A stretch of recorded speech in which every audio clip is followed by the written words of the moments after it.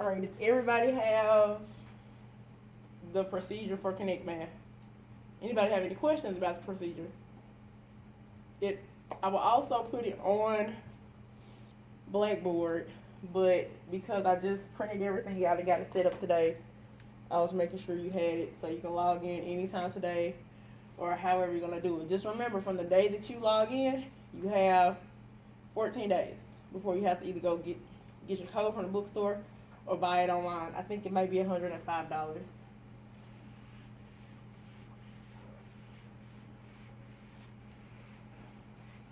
All right, in 8.2, we're going to talk about simple interest. One of the most important things to understand about simple interest is it's a one-time fee. That means if you were to go to the furniture store and buy a couch, even though we always hear tax, they actually charge interest. The reason why they charge a interest when you're buying, let's say you're installment buying and you're going to pay monthly on it, is because basically you're borrowing the money or they're giving you that credit and you're paying them over a period of time to get your item. So simple interest is basically a one-time fee.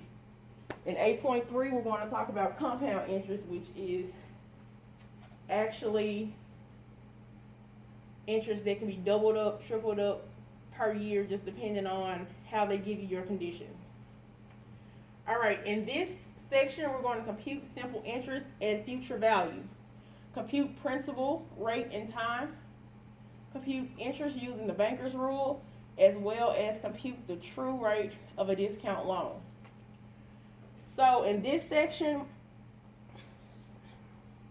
how can I say this? We had one equation or formula from 8.1, which was the A equals PB, correct? So we're going to get a little more stuff. If there's a point where you get confused, please stop me right there so I can try to make sure I can break it down to where you'll have an understanding. Because we're about to get probably a couple different equations. Or if you don't understand how or why they're that way, ask. Alright, so the first thing, as we just spoke of, that we're going to talk about is interest. Interest is the fee charged for the use of money. For those of you that this is your first day, all of this is on Blackboard, and for this class, a notebook is required. So you might as well go ahead and go on Blackboard and print out your PowerPoints. That way, you don't have to write the actual notes, but you can just write down the problems and how we go through them on the board. It'll make it easier for you. Make sure, if nothing else, that you notate that interest is signified by I. So you will see that again. The equation we're going to get here, you're going to see it not only in this course, you're going to see it in plenty more courses or professional tests that you will take in the future. We're going to define simple interest as the one-time percent of an amount of money.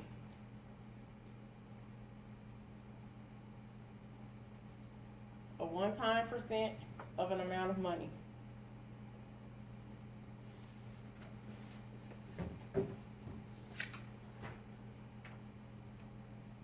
All right, next thing, the principal.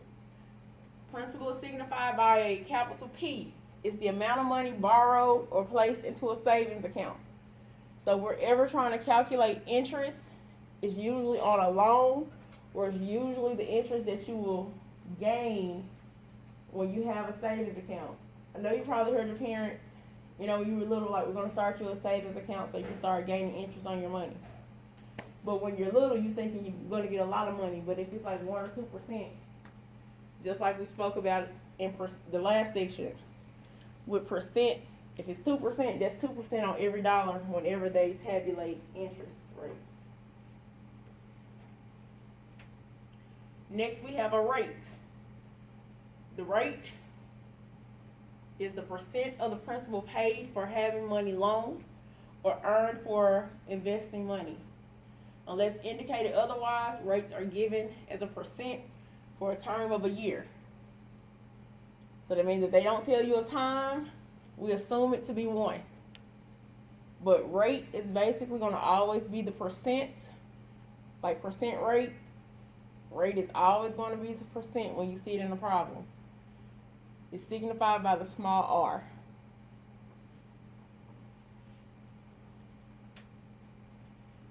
Next, we have time or term, term of payment, time that you have to pay, which is a small t. It's the length of time that money is being borrowed or invested. When the rate is given as a percent per year, the time has to be written in years. That's the most important thing to remember. The time has to be written in years. So if they tell you 3/4 of a year, we have to do what? Find out how many years, or if it's a decimal, like what percentage of a year is it? But it has to be written in years.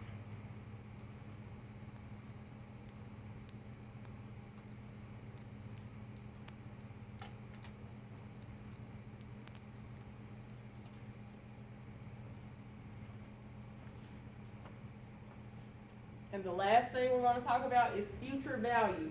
Future value, signified by a big A, is the amount of the loan or the investment plus the interest paid or earned. So that means the total amount you're either spending when you get a loan, or the total amount of money that you have at the end of the time that you wanted to invest money into something.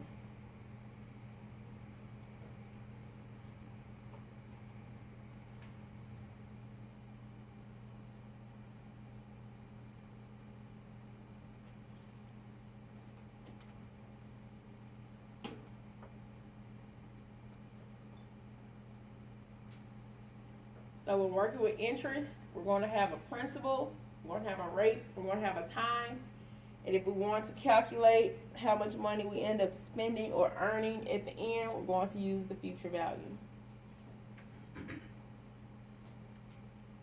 So here is our formula for interest. I is equal to PRT.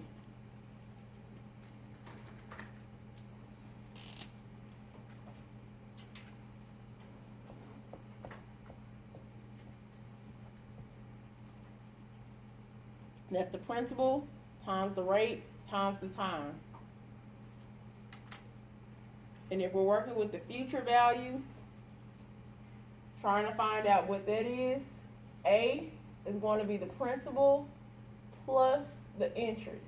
So that means, I know we've been talking about this a lot. I always revert back to the double cheeseburger on the dollar menu at McDonald's. So that means in that particular case, if our item was $1, that will be the principal. And if our interest or our tax is 9 cents, our future value will be $1.09, because we paid what we paid for the item and what we paid for tax. So in the same sense, if I borrow $500 and my interest is $50, my future value is $5.50. Or if I invest $100 into a savings account and after a year my interest is $2.11, my future value would be $102.11. So for future value, you're only taking the principal and adding the interest. Oops. Everybody got it? All right. So here's our first example. We're going to find the simple interest on a loan of $3,600 for 3 years at a rate of 8% per year. Now, the first thing that's going to always be very beneficial is identify what's in the problem. Don't just try to take numbers and throw it in there. I want you to identify what you know. First thing we know is we're looking for the simple interest. So we're looking for I. It told us find the simple interest of a loan of $3,600. Remember, if we are borrowing money, that's a loan, right? And if we're borrowing it, we're doing what? The borrowed money is the principal. So our P is $3,600. It told us our time is 3 years. Even though we haven't identified R yet, we identify our time is 3. And our rate is 8%. So remember, we can't put 8% in the calculator, so we have to go ahead and transform our 8% to what? 0.08. So now we should have everything that we need to actually plug into our equation, and it makes it a little bit simpler. So if we're looking for interest, we know we have I is equal to PRT. We're looking for I. So P is 3,600. R is 0.08. And T is 3. I didn't bring my calculator again because I don't know where it's at. Does anyone have a calculator? No calculator? Oh, yeah, okay. I definitely don't remember this off the top of my head. Oh, I thought you were just going to punch it in there. See, this the one. It's like $5.88 at Walmart. $4.88, something like that. Okay. So we have 3,600 times 0.08 times 3. And we get 864. So our interest is $864.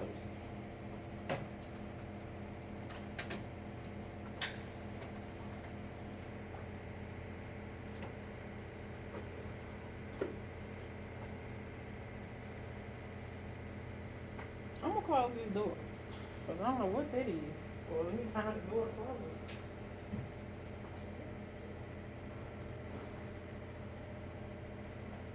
That's coming from that door over there.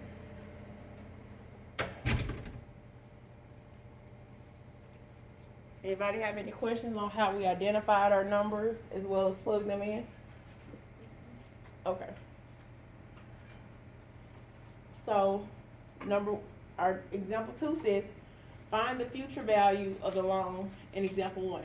So basically, we identified 864 being the interest. To find our future value, A is equal to P plus I. So we simply take the same principle from problem 1, it's 3,600, and we add our interest.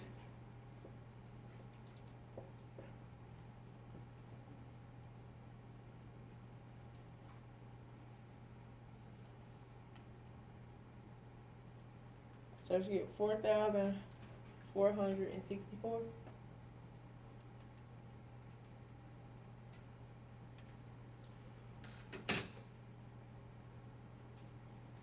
So everybody see how future value correlates with interest? As long as we have a principal and the amount of interest, we can find out our future value.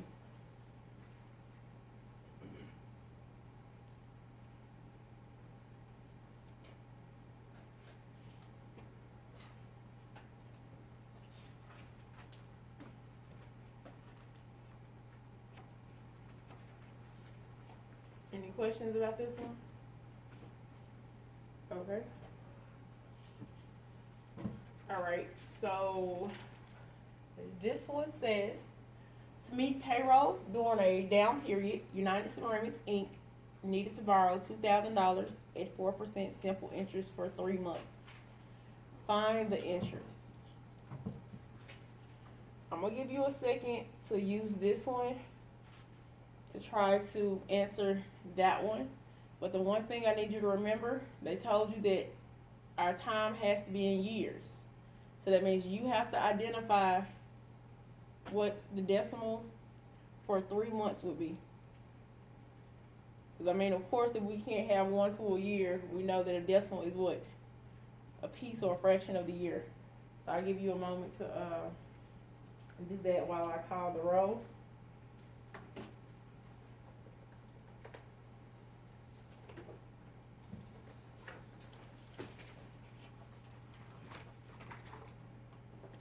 Try it again today with names.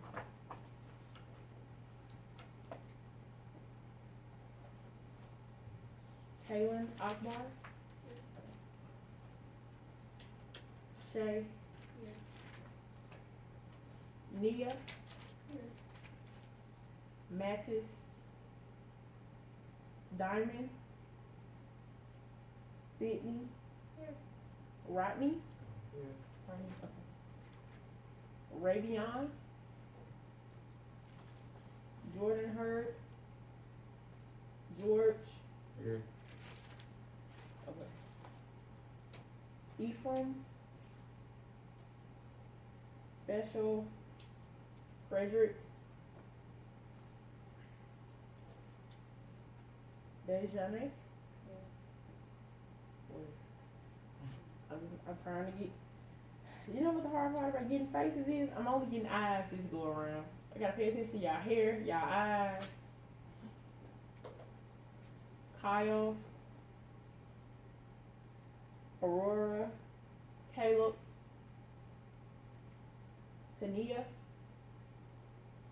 Jordan, Jackson, Mariah, Olivia, Ronald. Okay.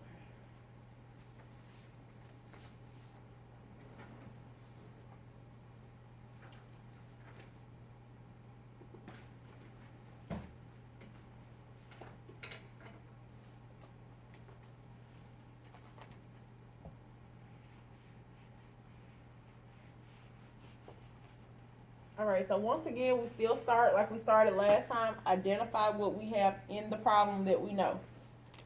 It says that we're borrowing $2,000, so that means that's our what? The principal. If it's a loan, borrowing, or investing, that's the key words for principal. Our rate is 4%, which will turn into 0.04. We're looking for the interest. Did anybody identify what the time will be? 2025. Yes. We have 3 months in a year. How many months is a year? So we do 3 over 12. That could break down to 1/4, which is 0.25.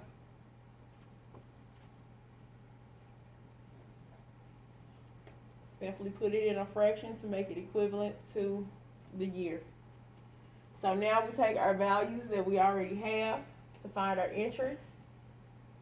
We have 2,000 times 0.04 times 0.25. And we multiply.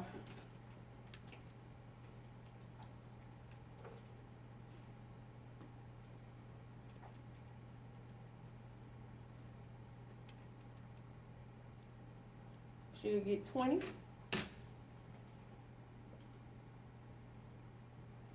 So 4% interest rate is a great interest rate, actually. So in 3 months, it's only $20 that's going to be the interest on that $2,000. Is everybody with me? Am I losing anyone yet? Everybody know what's happening? Simple substitution, just finding some, we're gonna say it like it's a cool breeze. We're finding some numbers, plugging it in, finding the answer. That's hard. See, some of y'all like, Miss Adams, you fooling me. This seems simple. This is how it is the whole time, literally. Because if I work anxious, that's gonna make you do what? Be anxious about what we're learning. Is this cool breeze? It's exactly this the whole time. Just that simple. So on this one, we're going to do 3 things. We're going to find the interest, future value, and the monthly payment. We have an equation for interest. We have an equation for future value. And the only thing that's going to take slight thought is pretty much finding the monthly payment. But it's not going to be too hard for you guys. Y'all got it. So we're going to read the problem. Averill Chauffeur Services borrowed $600 at 9% simple interest for 1.5 years to repair a limousine. Find the interest, find the future value, and find the monthly payment. I'm going to give you about 3 or 4 minutes to work that out and identify what you have. If you do have some small problems, that's fine. We're still going to work on it together. But whatever you think it is or think it may be that pops in your head to find the monthly payment, 9 times out of 10, that's probably what it is. Because in order for us find the monthly payments, we have to know how many months it has to be paid, right, and how much it is, and do what? Divide.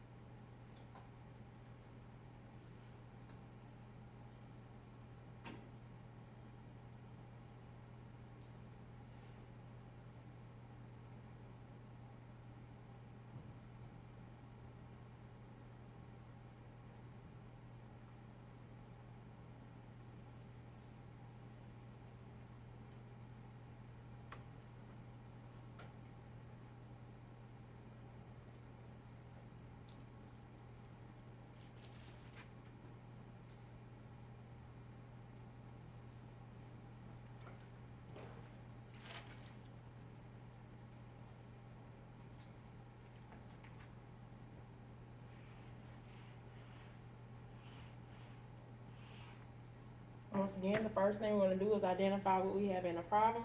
Since they borrowed $600, that's gonna be our principal. If nothing else, they give us the time being a year and a half, so we can put 1.5. The rate is 9%, 0.09, and we know we're looking for the simple interest. Now we plug our equation in with 600, 0.09, and 1.5.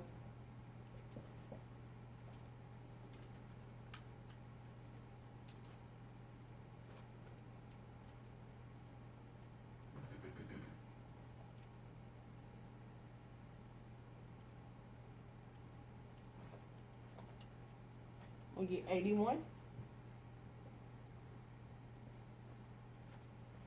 Alright, so now we need to find our future value, which is A is equal to P plus I. So that's simply 600 plus 81, which is $681. And like I said, in order to find the monthly payments, we have a year and a half. How many months is a year and a half? 18 months. So we're going to take our 681 and divide it by 18.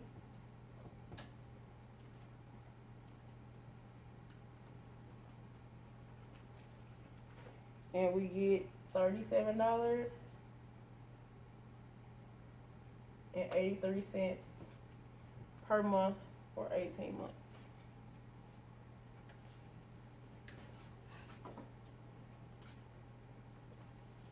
First step, exactly what we did.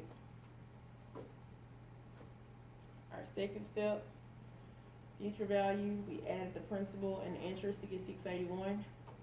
Lastly, to find our monthly payments, we took the amount of months that we had the term or the time of the loan, which was 18 months, and we equally divided that into our future value to get 3783. Anybody have any questions? Was it hard? Confusing somewhere, or maybe towards the end maybe a little bit more confusing because you haven't had to do that before? Just making sure we're on the same page. All right. So now we're going to go to a different venture, but we're still using the same equation. If you see at the end, it says we need to find the principal. So it says Phillips Health and Beauty Spa is replacing one of its workstations. The interest on the loan secured by the spa was $93.50. The money was borrowed at 5.5%, simple interest for 2 years. Find the principal. Now, me personally, how do I want to say this? This could be done 2 ways. My personal way is I like to transpose my equation. And the reason why I do that is because I can always transpose it, find it one time, and put it in my equations list. Or if you like to, whichever is more comfortable to you, you can plug in the numbers you already have, and then get the variable by itself to find its answer. Whichever one you prefer to do is fine. I just want you to take a stab at it, and then we'll work it together. Anybody got the time or watch? 2:44. Okay, so this might be the last one. I'm gonna put my watch on one day. I keep forgetting.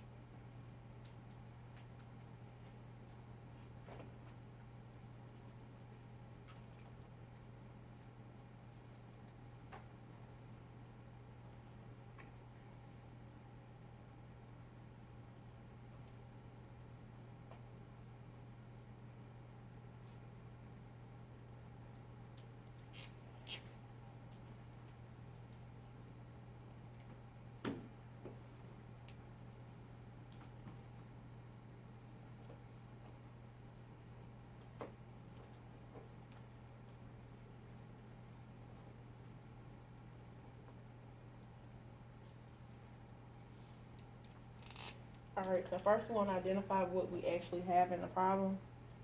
We know that we're looking for the principal. The interest is $93.50.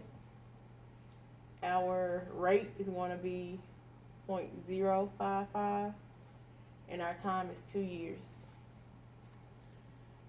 And like I said, personally, I like to go ahead and find my equation first.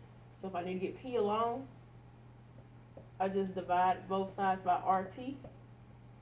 And my new equation is principal is equal to interest over rate times time.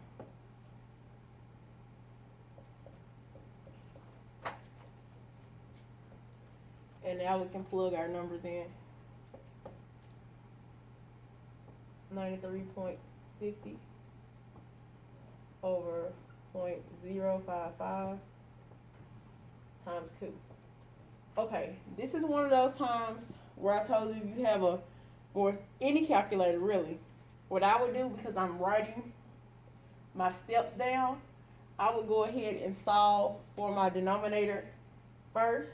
So that'll be 0.055 times 2.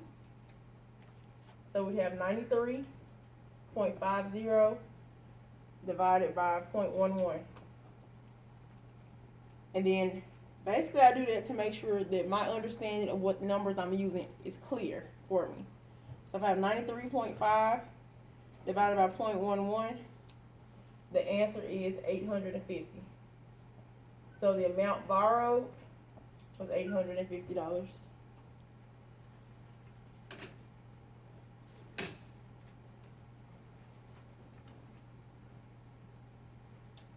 When we come back, we should be completing problems looking for rate and time And then we'll also get into the banker's rule. So if you don't have anybody have any questions or comments? Okay, like I said, well, actually we got to slide 11, so when we come, not when we come back, but on Friday I'm gonna do a video to complete the rest of the slides for this section.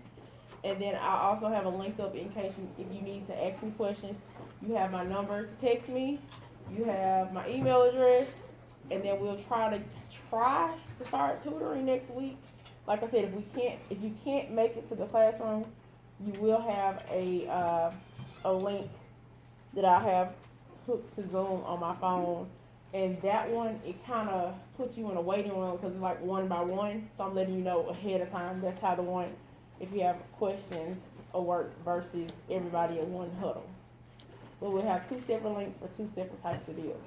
So just be looking for an email from me tomorrow or Friday morning to let you know what's happening. But we know we won't be here.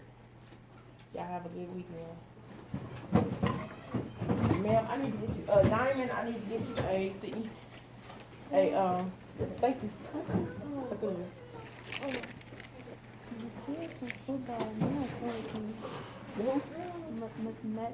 Yeah, he told me. But they didn't put his name on the list.